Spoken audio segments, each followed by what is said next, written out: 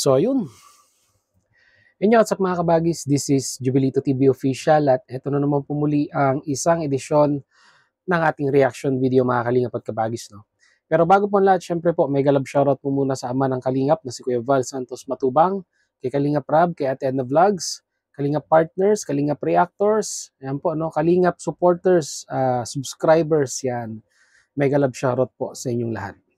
So ito na, mahalingap at kabagis, no? For today's reaction video, magawa lang po tayo ng reaction at muli po pagbibigay ng ating opinion dito po no sa naging recent live streaming ni Kalingap Rab na kung saan nga po ay inanunsyo niya na ang kanyang point of view no, ang kanyang saloobin regarding nga po dito sa issue na nakabalot ngayon sa isa sa mga veteranang reactor po no ng Kalingap.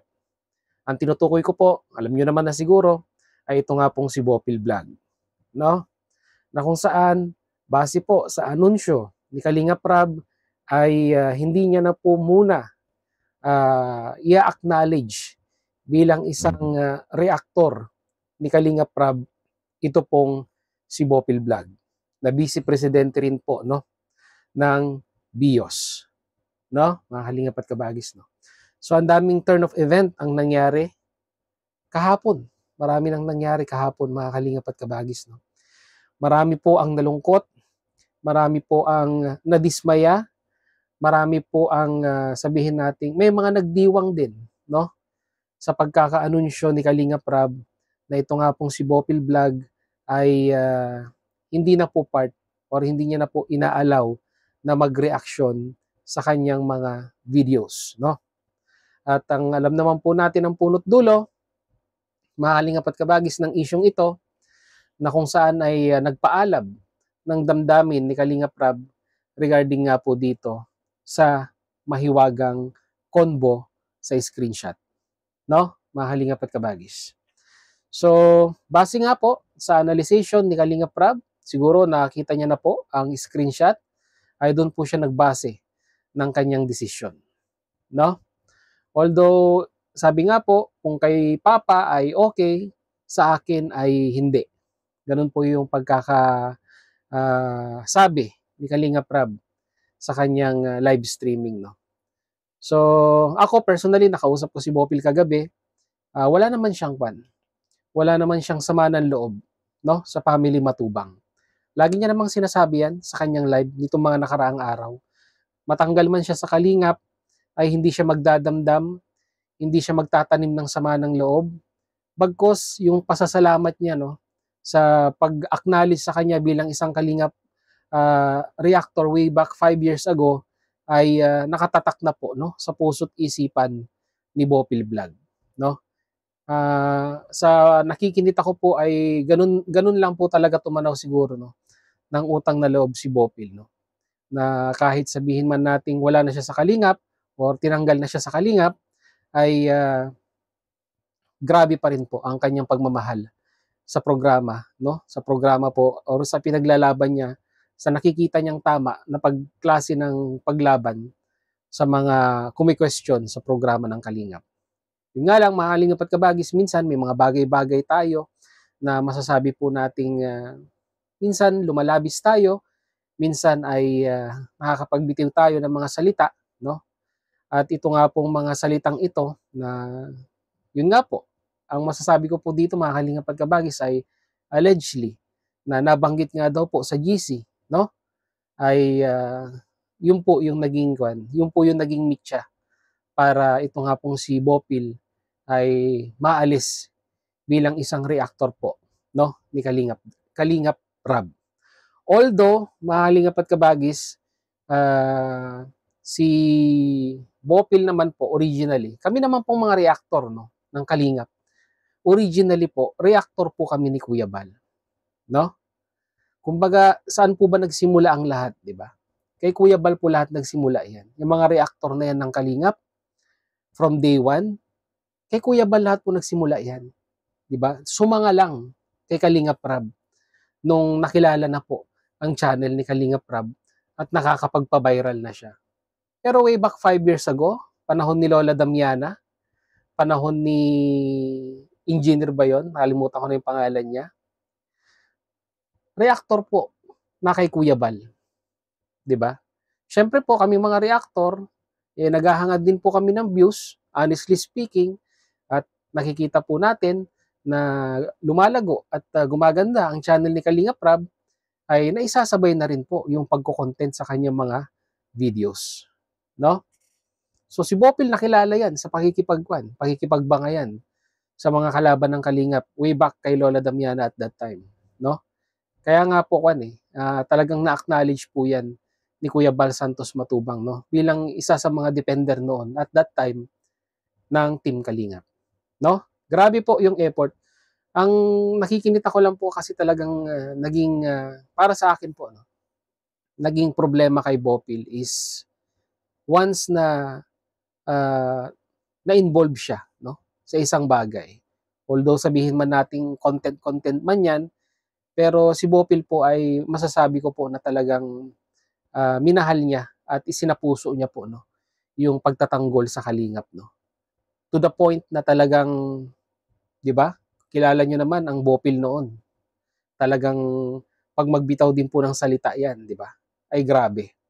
Pero dahil nga po nagbibigay ng payo, no, ang mga Kalingap partners natin, ang mga viewers, sila Kuya Bal, sila Ate Edna, na bawas-bawasan, no, ang pagbibitaw ng hindi mga magagandang salita bilang isang masunuring Kalingap partners, ay yun po, no, sinunod niya naman at nabawasan at naging mas sabihin na nating mahinahon ang isang Bopil vlog pagdating sa paggawa ng reaction video. Marami ang nami-misinterpret kay Bopil in regards sa kanyang pagdi-deliver ng kanyang reaction videos. Kala nila na masyadong mayabang, masyadong pabalagbag magsalita, pero lagi niya naman pong sinasabi yan sa kanyang mga reaction videos, 'di ba? Ganun na po talaga yung estilo ni Bopil Vlog pag nagre-reaction. No? So yun, ikinakwan ko lang sa inyo mga Kalingap at Kabagis, no. Kumbaga parang nagbabalik tanaw lang po tayo, no, kung sino nga ba si Bopil Vlog sa community po ng Kalingap, lalong-lalo na po sa community po ng mga Kalingap reactors, no. So, wala na po tayong magagawa, no. Kumbaga sa isang judge, si Kalinga Prab ay nagbalanse ng mga bagay-bagay base sa isinumite sa kanyang ebidensya patungkol dito sa isyong kinapapalooban ni Kalinga Prab. At parang isang hukom, mga Kalingap at Kabagis, no, ay nag-decide siya, no, na para sa kanya at base sa kanyang sabihin na nating kaalaman kung paano niya tinimbang yung mga ebidensyang nailatag sa kanya, ay yun po ang naging desisyon ni Kalinga Prab.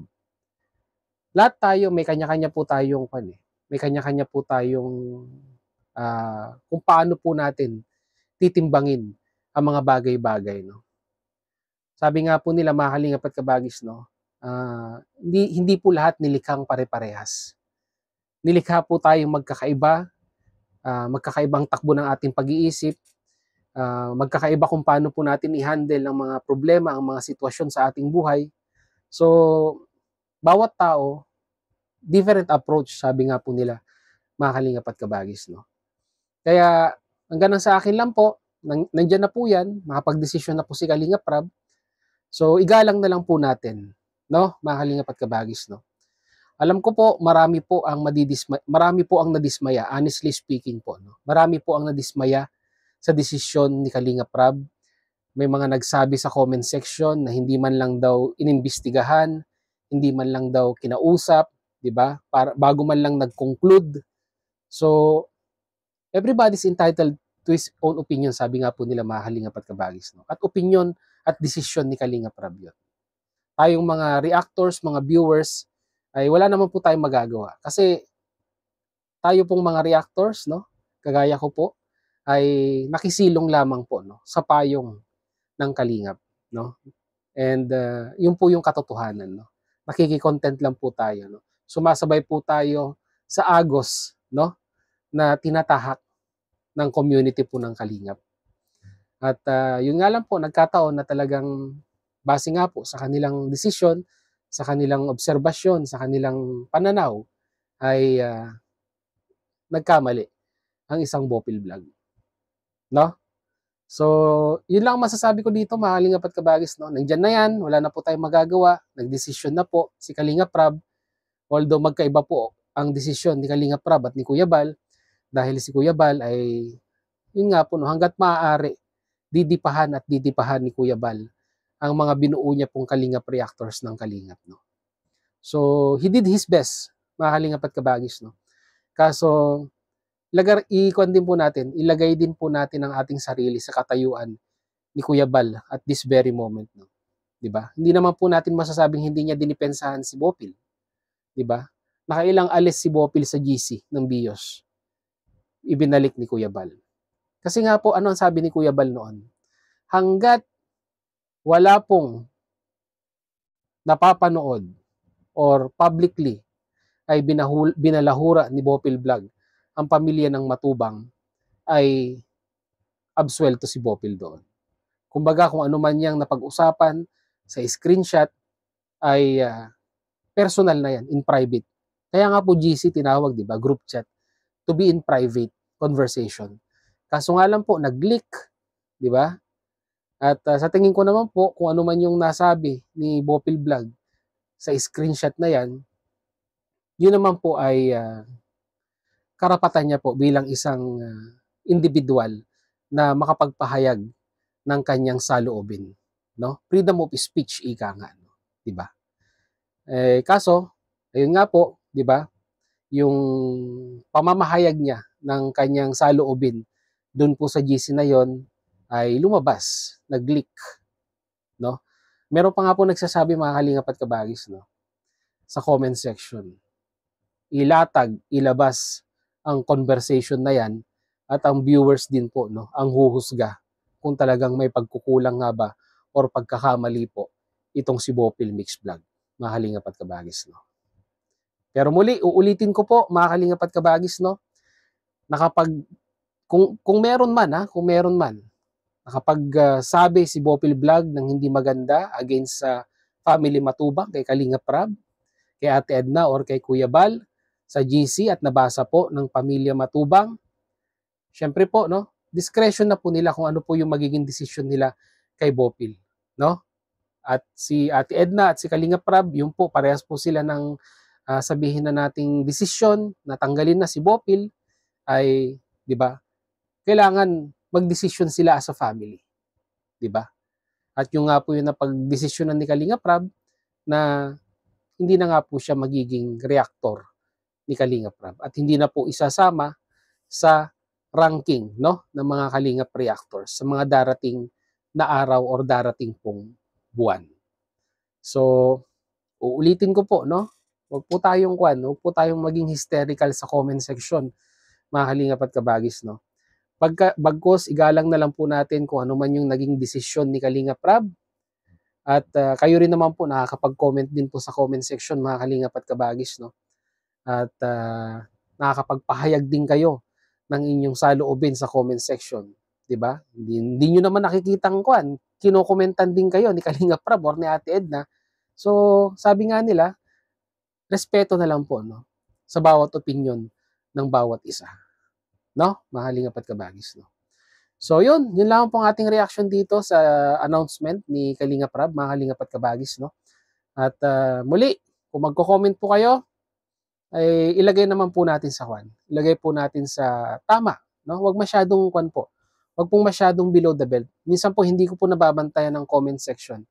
At kung minsan may nakikita na po ako masyadong below the belt, ay binubura ko po talaga. Pasensya na po, no, in advance. Kung mabura ko po ang inyong comment section, na masasabi naman po natin na talagang masyado na pong pasok sa banga or below the belt ang inyong comment section.